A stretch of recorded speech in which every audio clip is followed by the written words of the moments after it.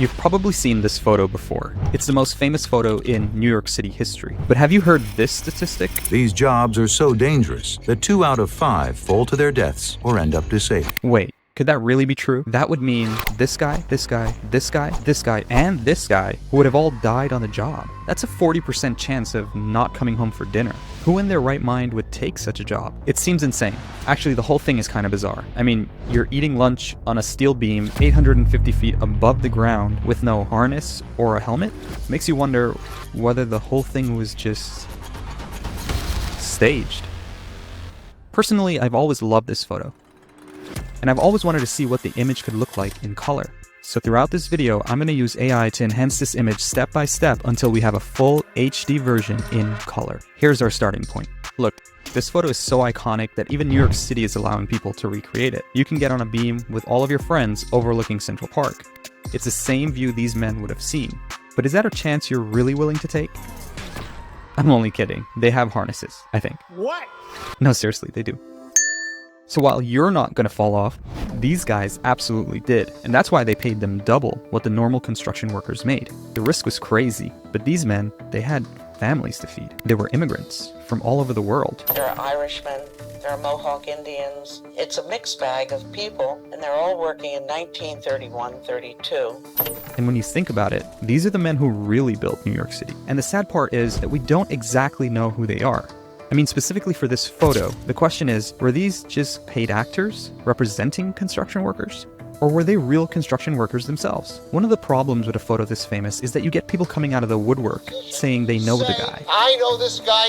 I mean, at this point, we have everybody's uncles, cousins, dads, granddads who claim to be in the photo. But in reality, we only know 3 guys for sure. This one, Joseph Eckner, and this one, Joe Curtis. We know them by cross-referencing other pictures taken that same day. In the other pictures, their names are listed. However, this fellow is my favorite, the one with the bottle, and he's actually the most interesting. It's speculated that he is a Slovak worker named Gustav Popovic, and a liquor bottle, yes, a liquor bottle, though it might not be the smartest choice if you're working on skyscrapers, it's actually how we identified him. See, when he passed away, in his estate, they found a note scribbled on the back of the picture. It read something like this: "Don't worry, my dear Mariska. As you can see, I'm still with bottle." So basically, we know about the bottle guy's name because he bragged about the bottle to his wife, or girlfriend, or lover. It's not exactly clear. But what is getting clearer is this photo as we're sprucing it up with AI. And I can't wait to see the final product. But back to the story. So we know these are real construction workers. But does that mean they're eating lunch 850 feet off the ground? Well, maybe. Some people say no, because if you look right here, you might see the edge of a platform. And then we have this photo of a platform. So the accusation is that they're only a few feet off the ground and that there's actually a platform right below them. So it's not as risky as it seems. But I disagree, because we also have these images from the same day. And you can see a little further down on these ones. And that doesn't look like there's much support below, if you ask me. So in reality, I don't think these men were faking the height. And by the way, credit to the photographers. I mean, if the height wasn't fake, these men were snapping shots 850 feet off the ground with bulky cameras. They're the reason we have these moments captured. And so salute to them. Those guys would have seen something much closer to this image, which we've enhanced with AI. But just you wait, the final version is even better.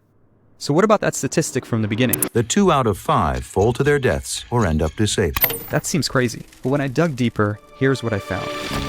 These men were building 30 Rock during the Great Depression. At that time, the Empire State Building had just finished, and that's why we see it in the background of some of these early photos. So while we don't have statistics for 30 Rock, we do have them for the Empire State. And here are the statistics. About 3,400 men worked on the buildings daily. Of that number, there were only 5 reported deaths. That's about 1.4 for every 1,000, or 0.001%. For comparison, that's about 10 times more dangerous than driving a car in New York City, and about 100 times more dangerous than taking a flight.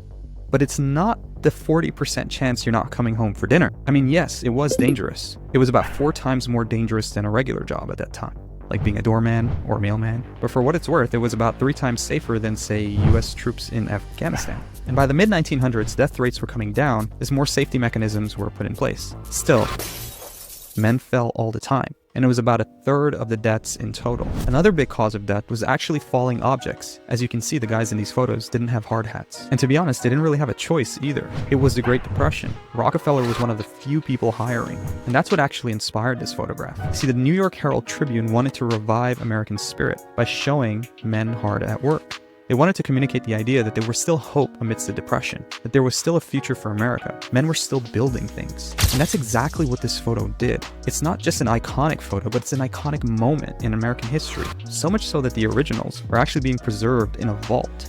I'm not kidding. They're literally 200 feet underground in Iron Mountain, Pennsylvania, which is basically real-life Gringotts. Alright, since you've made it to the end, I want to show you the final AI image. This was our original, and then we went from this, to this, to this, and finally, this.